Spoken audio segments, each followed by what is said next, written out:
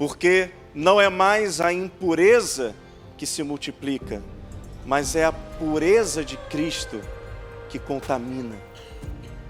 De maneira que aquele homem é tocado e a sua lepra, ela vai embora.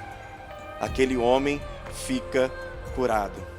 Eu acho fantástico quando o escritor de Hebreus, ele registra ali na sua carta o seguinte texto: pois nós não temos um sumo sacerdote que não possa compadecer-se das nossas fraquezas, mas sim alguém que, como nós, passou por todo tipo de tentação, porém sem pecado. Assim sendo, aproximemo-nos do trono da graça com toda a ousadia, a fim de recebermos misericórdia e encontrarmos graça que nos ajude no momento de necessidade.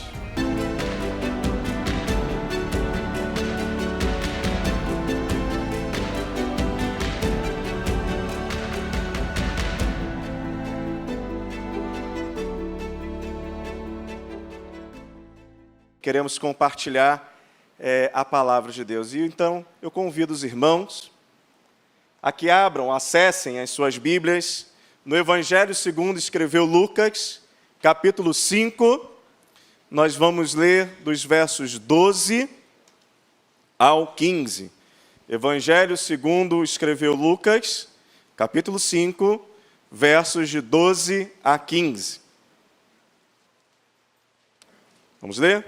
Estando Jesus numa das cidades, passou um homem coberto de lepra. Quando viu Jesus, prostrou-se com o rosto em terra e rogou-lhe: se quiseres, podes purificar-me. Jesus estendeu a mão e tocou nele, dizendo: quero, seja purificado. E imediatamente a lepra o deixou. Então Jesus lhe ordenou: não conte isso a ninguém, mas vai mostrar-se ao sacerdote e ofereça pela sua purificação os sacrifícios que Moisés ordenou, para que sirva de testemunho. Todavia, as notícias a respeito dele se espalhavam ainda mais, de forma que multidões viam para ouvi-lo e para serem curadas de suas doenças. Vamos orar mais uma vez? Santo Deus, nós clamamos, ó Pai, que as palavras da minha boca e o meditar do meu coração seja tão somente inspirado pelo Teu Santo Espírito. E te pedimos, Senhor, pela ação do Teu Santo Espírito também, na vida dos irmãos que estão aqui nos ouvindo, que estão também nos acompanhando pela internet, pela vida daqueles que ainda vão escutar essa mensagem no futuro. De maneira, Senhor, que eles tenham suas mentes e corações transformados pela palavra. Nós assim oramos e desde já agradecidos o fazemos em nome de Jesus. Amém e amém. Louvado seja o nosso Deus. A lepra, hoje, ela é conhecida como hanseníase. É uma doença em que, na época de Jesus, não tinha-se assim muito conhecimento de como lidar com essa doença. Só sabia-se que, pelo contato, de alguma forma ou de outra, ela poderia ser transmitida. E aí, por conta disso, havia muitas restrições para as pessoas que possuíam essa doença, que possuíam lepra. A pessoa ela era obrigada a se retirar do convívio social e era, infelizmente, fadada a viver uma vida muito miserável. A gente poderia até, assim, uma vida muito desgraçada, né? Porque era total e completamente miserável, mendicante e sem contato nenhum com qualquer outro tipo de ser humano, né? A não ser aquele que tivesse se encontrado na mesma situação. Ela é uma doença que, quando ela não é tratada, ela pode evoluir para uns quadros assim bem complicados, em que a área afetada ela pode sofrer uma necrose, e aí tem-se até a possibilidade de se perder um membro, caso não seja tratado. Hoje em dia, graças a Deus, existe tratamento e tratamentos eficazes para a chamada, então, hoje, hanseníase, né? E ela tem uma característica muito peculiar, é que no seu sintoma, naquela área afetada, a pessoa não tem sensibilidade. Quando aparece aquela mancha na pele, normalmente é uma mancha esbranquiçada, às vezes com a borda meio avermelhada, se você encostar alguma coisa ali, uma agulha, por exemplo, a pessoa não vai sentir. Se ela estiver debaixo de um isqueiro, naquela área específica, ela também não vai sentir o calor. E aí, por conta dessa característica específica da lepra, de fazer com que a pessoa perca a sensibilidade, muitas vezes, na palavra de Deus, a lepra é usada como uma figura para o pecado. Porque o pecado nos tira a sensibilidade daquilo que Deus quer para nós. E se a gente não tratar, aquela coisa vai se expandindo e como um abismo chama outro abismo, cada vez mais nós vamos nos afundando em mais pecado. E é interessante que a gente observa um movimento na nossa sociedade atual que procura tirar, através da adoção de um novo vocabulário, de uma nova postura, de uma nova proposta de ser no mundo, através disso eles tentam dar outros nomes ao pecado, fazendo com que a pessoa não perceba o pecado e não tenha sensibilidade ao pecado. De maneira que o pecado da pedofilia, não existe pedofilia, o que existe é pessoas que são atraídas por menores. E aí entra ainda naquela coisa absurda de como a pessoa se sente, porque aí se a pessoa se sente criança, apesar de ter 40 anos na cara, ou mais ou menos, mas assim, já adulto na idade, mas ela se sente criança, então não se pode criminalizar, por exemplo, isso, que além de pecado, é um crime. Mas também outras coisas, exploração sexual, pornografia, não é nada disso não, é entretenimento adulto. Quando a gente vai observar fornicação, não, que isso, fornicação, palavra muito pesada. É só o casal de namorados aprofundando a sua intimidade. Adultério, promiscuidade, que nada. São apenas casais com casamento aberto e que expressam então o seu amor, olha que discurso bonito, né? E que expressam então o seu amor de maneira segura em casas de swing. Né? Luxúria, não, luxúria essa palavra não existe, é amor. As pessoas vão pensar assim, fica tranquilo, não existe essa questão de batalha espiritual, não, são apenas questões de política pública. Não existe então mais o pecado. As pessoas tratam o pecado como se fosse um transtorno, um complexo, um vício, uma obsessão, é uma condição psicológica.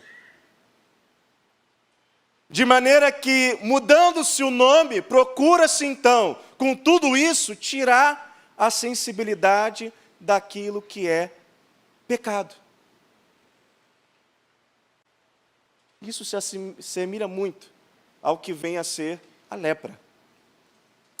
E o pior é que tem cristão que adota esse tipo de discurso, seja por covardia ou por cegueira, querendo se colocar como uma pessoa evoluída, como uma pessoa sem preconceitos, como uma pessoa aberta, como uma pessoa que é a favor do progresso, ela é progressista. E o discurso cristão, verdadeiramente bíblico, ele é condenado, ele é rotulado. Aquilo que, em tese, a nossa Constituição garante por liberdade de expressão e por liberdade religiosa, aquilo que se crê e aquilo que a palavra de Deus diz é retrógrado, estimula a fobia, é colocado como discurso de ódio, é colocado como reacionário. Precisa então ser censurado, calado, cancelado. E o povo de Deus, que é chamado a uma caminhada de santificação, após ser salvo, justificado, somos chamados à caminhada então de santificação. Precisamos constantemente estar nos examinando, para ver se não está aparecendo uma manchinha, para ver se não está aparecendo em nós a adesão a algo que não vem do Senhor, que não é compatível com os princípios e valores do reino de Deus, a qual nós fomos chamados a ser embaixadores. Fica para nós a palavra de Paulo aos irmãos de Roma, de não vos conformeis com esse mundo, mas renovem a sua mente, através da palavra, que é viva, eficaz e extremamente atual, e que não precisa ser atualizada. Porque renovando a nossa mente pela palavra, nós vamos entender qual é a boa, perfeita e agradável vontade do Senhor. E quando eu observo esse texto, essa narrativa que Lucas nos coloca hoje, a primeira coisa que me vem à cabeça é que Jesus é alguém que se pode confiar. Porque se a gente analisar o contexto daquela época, em que a lepra não tinha cura, existia uma série de restrições, e uma das restrições é que a pessoa leprosa, ela tinha que chegar gritando, aonde quer que ela entrasse.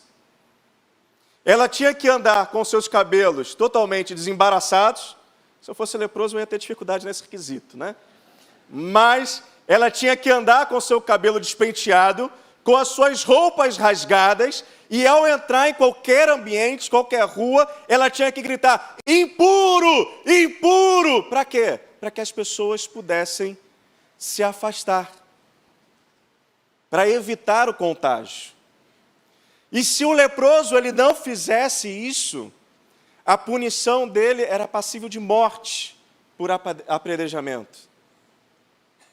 E aí você lê esse texto aqui, lê o contexto, você não observa que esse homem faz isso. Esse homem ele não grita impuro. O texto ele diz que ele somente viu Jesus e se aproximou de Jesus e não fez nenhum preâmbulo que a lei mandasse. Sabe por quê, meus irmãos? O teu pecado não assusta Jesus, não. Aquilo que você carrega e que te atrapalha no teu caminho de santificação, não espanta Jesus. Ele é alguém confiável, que te acolhe e que trata de você. Sabe, Jesus ele não se afasta daquele leproso. A lei de Moisés dizia, que se eu, que estava são, tocasse num leproso, eu me tornaria tão impuro como aquele leproso. Mas com Jesus, a coisa se inverte. Porque não é mais a impureza que se multiplica, mas é a pureza de Cristo que contamina. De maneira que aquele homem é tocado e a sua lepra, ela vai embora. Aquele homem fica curado. Eu acho fantástico quando o escritor de Hebreus, ele registra ali na sua carta o seguinte texto: pois nós não temos um sumo sacerdote que não possa compadecer-se das nossas fraquezas, mas sim alguém que, como nós, passou por todo tipo de tentação, porém sem pecado. Assim sendo, aproximemo-nos do trono da graça com toda a ousadia, a fim de recebermos misericórdia e encontrarmos graça que nos ajude no momento de necessidade. O teu pecado, ele não assusta Jesus, porque toda a tentação que sobrevém sobre você, Jesus também experimentou na mesma condição que você, pois ele fez-se um de nós, ele se fez humano como nós. Isso é que é a verdadeira empatia. Jesus, ele se fez um de nós. Esse é o verdadeiro empoderamento. É a possibilidade de nos aproximarmos com total confiança diante do trono da graça de Deus, que é santo, santo, santo, mas cobertos pelo sangue de Jesus, sendo apresentados então como filhos, nos reconciliamos com esse Deus.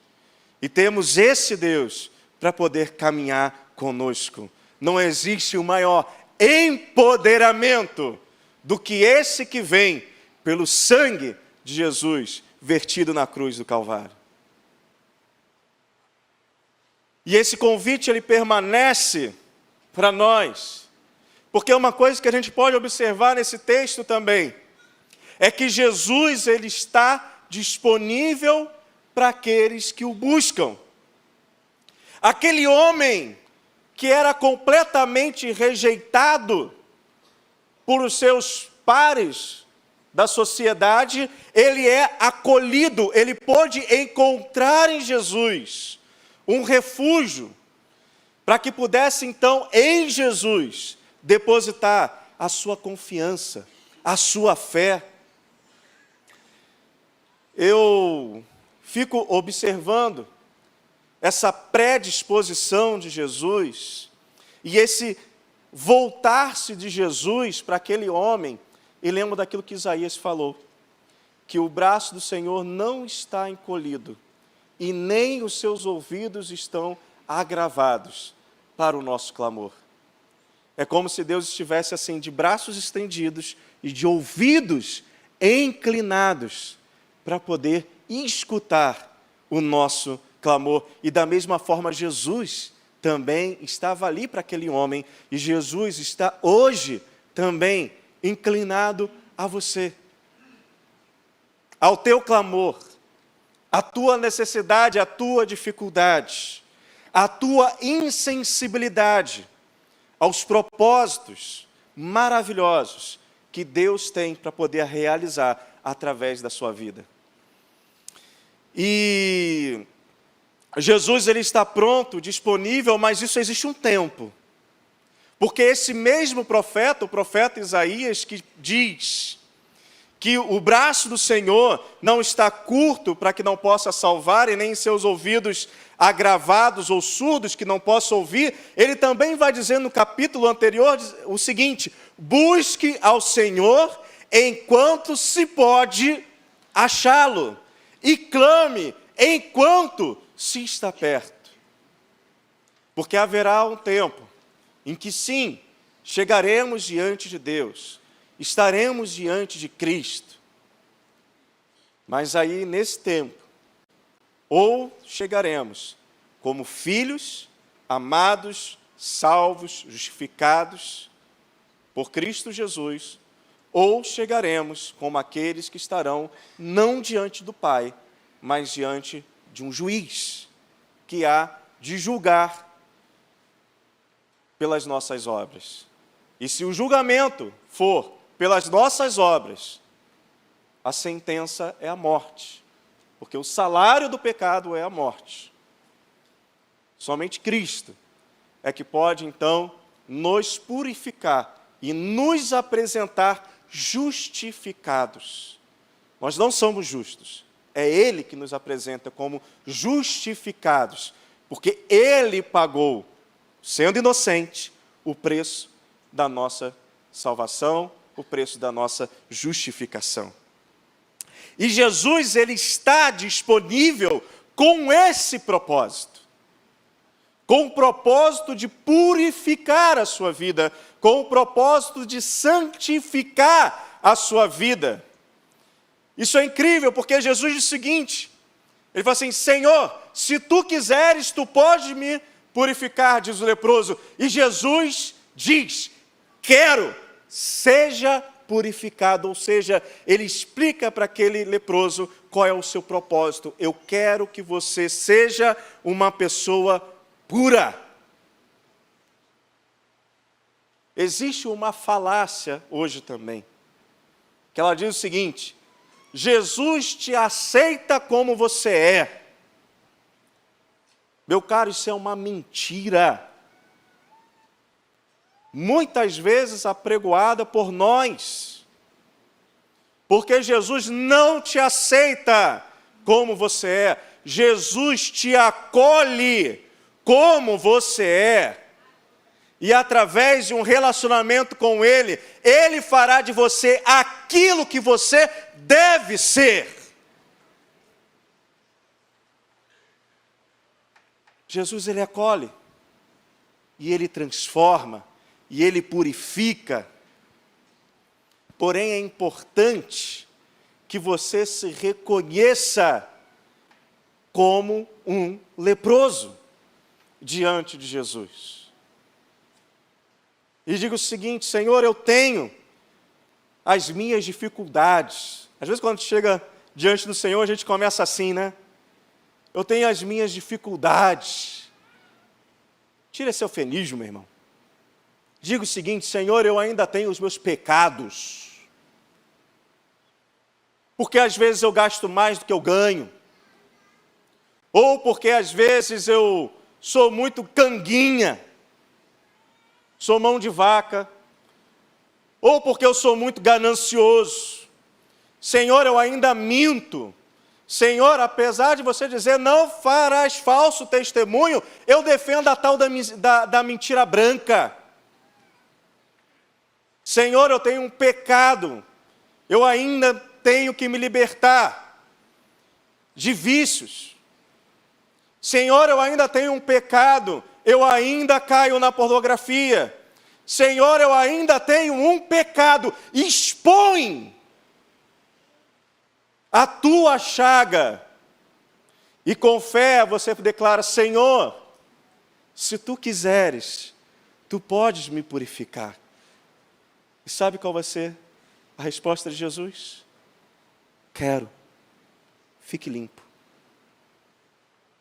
Porque Jesus, num relacionamento contigo, Ele quer te trazer a um caminho de santificação. E outra coisa que a gente observa, a terceira coisa que a gente observa nesse texto. Primeiro, nós falamos de Jesus ser alguém que se pode confiar. Depois nós falamos da disponibilidade de Jesus. E agora nós queremos dizer o seguinte, que Jesus, Ele quer que a gente tenha uma vida de gratidão. Porque, meus irmãos, quando a gente está em pecado, vive uma vida de pecado, ou temos conosco aquele pecado de estimação, em que mesmo sendo salvos, nós ainda ficamos ali presos a determinadas práticas, a determinados costumes, a determinados comportamentos. Quando libertos, nós passamos a viver aquilo que Paulo disse ser a boa, perfeita e agradável vontade. O mundo diz que você pode pecar à vontade, porque o que importa é ser feliz. Mas é uma felicidade de momento, é uma felicidade de um ganho naquele momento. É muito diferente daquilo que Paulo vai dizer, eu aprendi a viver contente, que é algo que independe do cenário, é uma felicidade para além daquilo que te cerca e daquilo que você está vivendo. Porque você tem foco, você tem propósito em coisas muito mais excelentes e mais elevadas que Deus tem em Cristo Jesus para a sua vida. E isso, por isso que Jesus ele vai dizer para aquele homem, olha, não conte isso a ninguém, mas vá e mostra-se ao sacerdote e ofereça pela sua purificação os sacrifícios que Moisés ordenou para que sirva de testemunho. Algumas pessoas olham assim e acham estranho. Ué, mas por que Jesus manda aquele leproso não contar para ninguém? Na verdade, Jesus ele não manda que ele conte de maneira assim, de qualquer maneira, mas que ele seguisse o rito da lei que o condenava, ele agora ia seguir o rito para que ele pudesse ser ressocializado. Porque aquele homem que tinha lepra, em algum momento ele se apresentou diante de um sacerdote, e o sacerdote olhando as chagas na pele dele, sem saber como resolver, ele condenava aquele homem a uma vida separada de todo o povo. Mas como por um milagre, aquele homem, ele era restaurado, ele tinha que se apresentar novamente ao sacerdote, para que olhando a sua pele restaurada, ele pudesse então ser novamente inserido, digamos assim, na sociedade. Mais do que tudo, meu irmão, ao resolver a sua situação pecaminosa, Jesus, ele quer te conferir dignidade. Dignidade enquanto cidadão do reino de Deus. Dignidade que em meio a tantas incertezas, há tantas verdades que não se colocam como absolutas, porque tudo é líquido, nada é sólido. A verdade que permanece é que você é filho, filha de Deus. Porque somente, e a palavra de Deus é muito clara, somente aquele que recebe a Cristo Jesus deu-lhe o direito de ser chamado filho de Deus. Tudo na nossa vida a gente está sendo. Eu já ocupei vários papéis na minha vida, e foram papéis passageiros, mas uma coisa se manteve inalterada desde o dia 25 de dezembro de 1987, quando eu ganhei o direito de ser chamado filho de Deus. E tal é a imutabilidade disso, é que na eternidade eu serei conhecido como filho de Deus. E isso chama a gratidão. E por fim, meus irmãos, eu gostaria de concluir dizendo para você que Jesus, ele tem muito mais do que nós podemos esperar. Diz o versículo 15, que as notícias a respeito de Jesus se espalhavam ainda mais, de forma que multidões vinham para ouvi-lo e para serem curadas de suas doenças. Porque não há limitação para o poder de Jesus. Jesus hoje, ele salva, ele purifica, ele santifica. E a minha pergunta hoje é: será que você já se prostrou diante de Jesus, reconhecendo o seu pecado, reconhecendo que você precisa da ajuda de Jesus, você precisa do poder de Jesus para se ver liberto do pecado? Nós fomos livres da culpa do pecado e no nosso caminho de santificação nós somos chamados para vivermos fora do poder do pecado. Para que o pecado não tenha mais poder sobre as nossas vidas. E eu pergunto, meu irmão, minha irmã, você tem feito a autoanálise da sua vida? Você tem percebido se está crescendo ou não alguma manchinha na sua vida?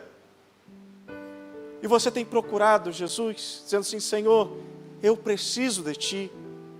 Toma conta dessa parte da minha vida, toma conta de toda a minha vida. Meu irmão, pergunto se você já experimentou a cura que Jesus oferece. No teu coração existe a gratidão por aquilo que Jesus fez e pode fazer na tua vida. Nós vamos louvar aqui agora ao Senhor, e eu gostaria que nesse momento de louvor, você estivesse examinando a si, para reconhecer possíveis manchas que estejam em seu coração. Nós vamos orar, e eu não quero que esse momento seja um momento de uma oração genérica, mas quando nós formos orar, o meu desejo é que você apresente ao Senhor